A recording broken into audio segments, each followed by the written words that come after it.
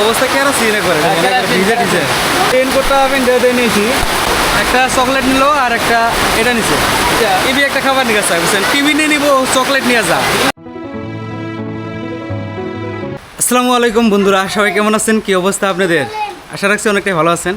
তো আমার যে সোনাকে নিয়ে এরকম বৃষ্টির মধ্যে আমরা কিন্তু যাত্রা আরম্ভ করলাম স্কুলের দিকে। আমি এইভাবে রেডি হইলাম আর আমার বাজান তো স্কুল ড্রেস পিনতেছে। আর সকাল থেকে যে এত পরিমাণে বৃষ্টি হয়েছে, সেই বৃষ্টিটাও কোনো কমতেছে না। কোনে যাও বাজান, কোনে যাও? ছাতি নেই বলে স্কুলে যাবো, আর এখন 9টা প্রায় 5-10 এরকম বাজছে আর কি। তো চলুন, যেহেতু বাড়াইছি এখন বাইকেরা বৃষ্টির মধ্যে একটু ভিজে ভিজে যেতে লাগবো, আমার উপায় নাই। বৃষ্টিটা একটু জোরে ঘুরে আসলো এখন। বন্ধুরা ভিজে ভিজে আসলাম রায়হানকে নিয়ে, দেখতেই তো পারছেন অবস্থা কেরাস হয়ে গেছে। আর বাড়িতে প্রচুর বৃষ্টি বের রয়েছে প্রচুর। আর এখানে আছে কিবা টিফিন নেবো, কি নিবা বাবা? কি ও কি জোরে আসতেছে বৃষ্টি, কি নিবা? অবস্থা কেন সিনে করে ভিজে টিজে জ্বলবো না আর কি। খালি রেইনকোটটা আমি দিয়ে নিয়েছি, যার জন্য সেভ হয়েছে। আরো ক টাকা এটা? 5 টাকা। ওটা টিফিনেরও বড়া। হ্যাঁ ম্যাঙ্গো আছে কিন্তু টিফিনের জন্য কেক নাও, ম্যাঙ্গো চললো না। একটা কেক নিয়ে যাও। আর যেটা একটা মাজা আছে তো, মাজাতে কী করবো? টিফিনে নিব। হ্যাঁ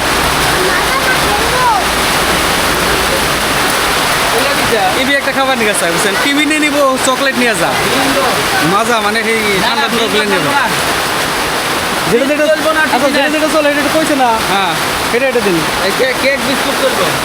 আমি তো রায়হানের নতুন একটা সদাই দেখাই দিলাম, কিন্তু এই সদাইটা ও নিব না। তার বাদেই বাউলি দেখাই দিলাম, যে বাউলিটা বহুদিন ধরে খাই না, তাহলে বাউলিটা নিয়ে যাই, বাউলিটা রেখে দিলাম। তো আগের সদাইটা ওই ভাই নিল, আর আমার পয়সা এখন পেড করতে হবে যেহেতু। তো এইভাবে মানিব্যাগটা বাই করলাম, মানিব্যাগটা বহুত পুরানা আমার। তো দেখেন না মানিব্যাগের অবস্থা কিরকম, পয়সা এখানে দেখো কমপ্লিট হলো। একটা চকলেট নিল আর একটা এটা নিছে খাবার জন্য। মুখটা কি অবস্থা করছে চকলেট খেয়া আগলা। বৃষ্টি তো তামাম জোরে বলছি, আমি তো অবস্থা কেন হয়ে গেছে এখন। দেখি একটু ওয়েট করি। তাহলে তো তোমার রেইনকোট আছে, কবে যাবো গা?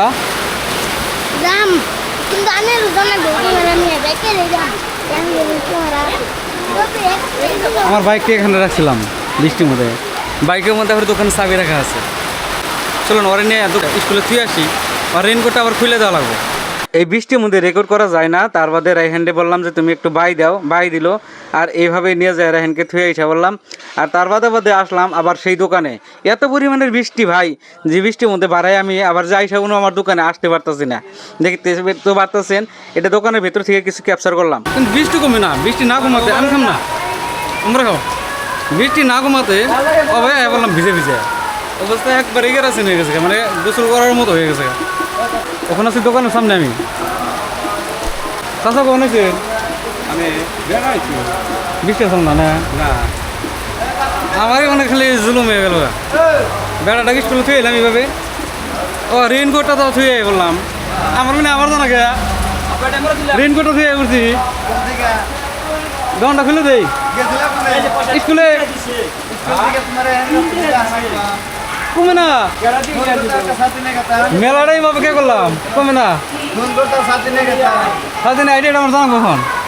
তো চলুন দোকানটা খুলে দিই লাহে লাহে। এখন আবার সেই রেইনকোটের জানাবো, নইলে আড়া যাবো গা।